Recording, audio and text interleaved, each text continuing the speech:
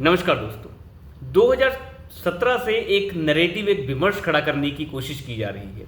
एक झूठा विमर्श, जानबूझकर उसे खड़ा करने की कोशिश, ताकि जो वो चाहते हैं वो उस मामले में वो सफल हो जाए। 2017 के बाद से, जब से योगी आदित्यनाथ मुख्यमंत्री बने हैं, तब से ये कोशिश की जा रही है, एक विमर्श खड़ा करने की कोशिश, एक नैरेटिव खड़ा करने की कोशिश कि मुख्यमंत्री जो हैं सही काम नहीं कर रहे हैं और वो इस पद के लिए सही व्यक्ति नहीं है। और ये कोशिशें कोई भाजपा के बाहर से नहीं, ये भाजपा के अंदर से भी चलती आ रही हैं। सब जगह से ये कोशिशें चल रही हैं, लेकिन योगी आदित्यनाथ ने ये बताया है कि वो एक सफल मुख्यमंत्री साबित हुए हैं। लेकिन इन सभी बातों से परे जो नैरेटिव बनाने की कोशिश की जा रही है, वो नैरेटिव आज भी फल फूल रहा है। ये योगी आदित्यनाथ की खासियत थी कि 2022 के चुनाव में सभी दिक्कतें होने के बावजूद योगी आदित्यनाथ दोबारा से मुख्यमंत्री बनकर आए और उन्होंने पार्टी को दोबारा से सत्ता दिलाई। आज तक उत्तर प्रदेश के इतिहास में ऐसा कभी हुआ नहीं कि दोबारा कोई पार्टी लौट कर आ सके, लेकिन भारतीय जनता पार्टी योगी आदित्यनाथ की वजह से दोबारा लौट कर आई। लेकिन योगी आदित्यनाथ को प्रताड़ित किया जा रहा है, योगी आदित्यनाथ को विक्टिम बनाने की कोशिश की जा रही है। पार्टी की जो असफलताएं हैं, जिसकी वजह से पार्टी लोकसभा चुनाव में इतनी नीचे आ गई कि उसकी 30 सीटें कम हो गई, उन विफलताओं को अब योगी आदित्यनाथ के कंधे पर डालने की कोशिश की जा रही है। गलतियां बहुत सारी होती हैं और पार्टियां उनका विश्लेषण करती हैं और एक आत्मचिंतन भी करती हैं कि कौन सा घाटा किस वजह से घाटा हुआ। लेकिन यहाँ पर हर आदमी अपने आप को बचाने की कोशिश कर रहा है, चाहे वो प्रदेश अध्यक्ष हो, चाहे सीटें बांटने वाले जो हैं अमित शाह हो, चाहे जेपी नड्डा हो, चाहे कोई भी हो, चाहे प्रदेश के पदाधिकारी हों, कोई भी हो, वो सभी अपनी अपनी जिम्मेदारी से दूर भागने की कोशिश कर रहे हैं और एक कंधा ढूंढ रहे हैं जिसके कंधे पर रख कर बंदूक चलाई जा सके। और वो चेहरा है, वो कंधा है योगी आदित्यनाथ का। योगी आदित्यनाथ को नीलकंठ समझने की कोशिश भी कुछ लोग कर रहे हैं कि यही सारा जहर पी जाएगा और शिव की तरह जो है अपने आप का गला जो है वो नीला कर लेगा। लेकिन मुझे जहाँ तक लगता है, योगी आदित्यनाथ का सहारा भले ये लोग ले रहे हों, लेकिन भारतीय जनता पार्टी को एक बात समझ लेनी चाहिए कि आप बाहर के लोगों को बात सुनकर और अंदर की लोगों की बातें सुनकर अगर योगी आदित्यनाथ के ऊपर प्रश्न चिन्ह लगाने की कोशिश करेंगे तो भारतीय जनता पार्टी का विनाश उत्तर प्रदेश में उसी समय हो जाएगा। भले ही 2017 का चुनाव योगी आदित्यनाथ का चेहरा सामने रखकर नहीं लड़ा गया था, लेकिन योगी आदित्यनाथ एक प्रतीक साबित हुए हैं जिन्होंने उत्तर प्रदेश में सत्ता वापस दिलाई। तमाम तरह के आंदोलन होते रहे, कृषि आंदोलन से लेकर हर तरह की दिक्कतें चलती रही, कृषि कानूनों को वापस लिया गया, हर चीज़ की दिक्कतें आई, लेकिन योगी आदित्यनाथ डट कर खड़े रहे और कहीं भी उत्तर प्रदेश में बड़ा घाटा भारतीय जनता पार्टी को नहीं होने दिया।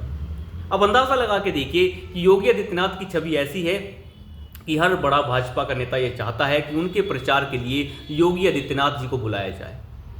योगी आदित्यनाथ का जो चेहरा है वो लॉ एंड ऑर्डर के लिए जाना जाता है, लेकिन आज जो है कुछ लोग उनके ऊपर सवाल खड़े कर रहे हैं।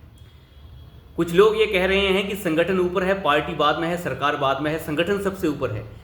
भैया, संगठन सबसे ऊपर है तो संगठन में चले जाओ, संगठन में काम करो। केशव प्रसाद मौर्य जैसे लोग जो अपनी सीटें खुद हार गए हों, उन्हें दोबारा से डिप्टी सीएम जो है बनाया गया। बेशर्मी की हालत देखिए भारतीय जनता पार्टी में। उस समय भी हमने ये सवाल उठाया था कि ऐसे बेशर्मों को दोबारा से डिप्टी सीएम बनाने की क्या ज़रूरत है, जब ये अपनी ही सीटें नहीं बचा पा रहे हैं और इन्हें दोबारा से एमएलसी बनाकर जो है डिप्टी सीएम बनाया जा रहा है। आप हालत देखिए, ब्रजेश पाठक जो बाहर की पार्टियां बदल बदल कर दल बदलू लोग हैं, उन्हें डिप्टी सीएम बना दिया गया। जो आपका कार्यकर्ता दरियां बिछा रहा है, बहुत सारे कार्यकर्ता हैं भारतीय जनता पार्टी में जो ब्राह्मण हैं, उन्हें तो कभी आपने ऊपर नहीं लाया, लेकिन ब्रजेश पाठक को डिप्टी सीएम बनाया गया। शायद बसपा से आए थे वो, हाँ बसपा से ही आए होंगे। तो इस तरीके के पार्टी और दल बदलू लोगों को उठाकर आपने डिप्टी सीएम बनाया।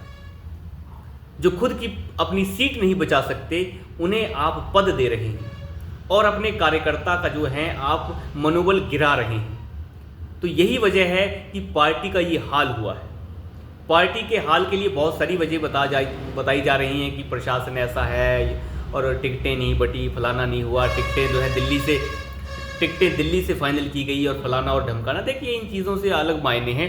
मुद्दा ये है कि सारे के सारे फैक्टर काम करते हैं। प्रत्याशी भी अपनी जगह काम करते हैं, प्रशासन भी अपनी जगह काम करता है, लेकिन मैं मानता हूँ योगी आदित्यनाथ की इसमें कोई गलती नहीं। योगी आदित्यनाथ अपना काम बखूबी सही करते हैं और वो अपने काम में कभी कोई कमी छोड़ते नहीं। लेकिन भारतीय जनता पार्टी को थोड़ा सा यहाँ पर अहंकारीपन उसका देखने को मिलता है। उन्हें लगता है कि सारा काम ऐसे ही हो जाएगा, तो ऐसे होगा नहीं। भारतीय जनता पार्टी की जो कमियां हैं, जो दिक्कतें हैं, वो सामने आ रही हैं और उत्तर प्रदेश की इकाई में जो दिक्कतें हैं वो भी सामने आई हैं। केशव प्रसाद मौर्य जैसे लोगों को पिछले 3 साल से ये पार्टी कंधे पे ढो रही है, और मैं कहूँगा पहले से ढो रही है, लेकिन पिछले 3 सालों से तो कंधे पे ढो रही है। क्या ज़रूरत है ऐसे लोगों की पार्टी के अंदर जो खुद का चुनाव हार चुके हों? फिर से आप उन्हें एमएलसी बना, चलिए आपने एमएलसी बनाया, लेकिन आप उन्हें डिप्टी सी, इतनी ज़रूरत है आपको मौर्य वोटों?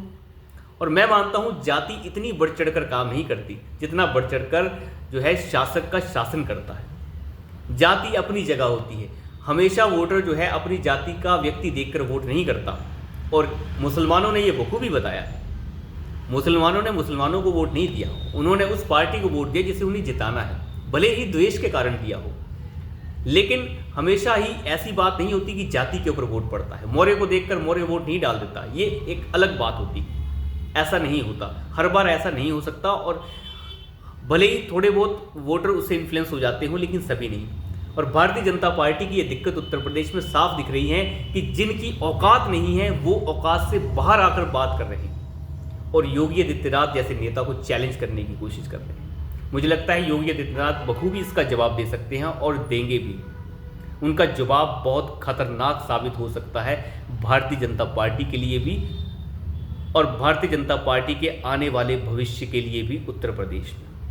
तो अभी के लिए इतना ही, धन्यवाद।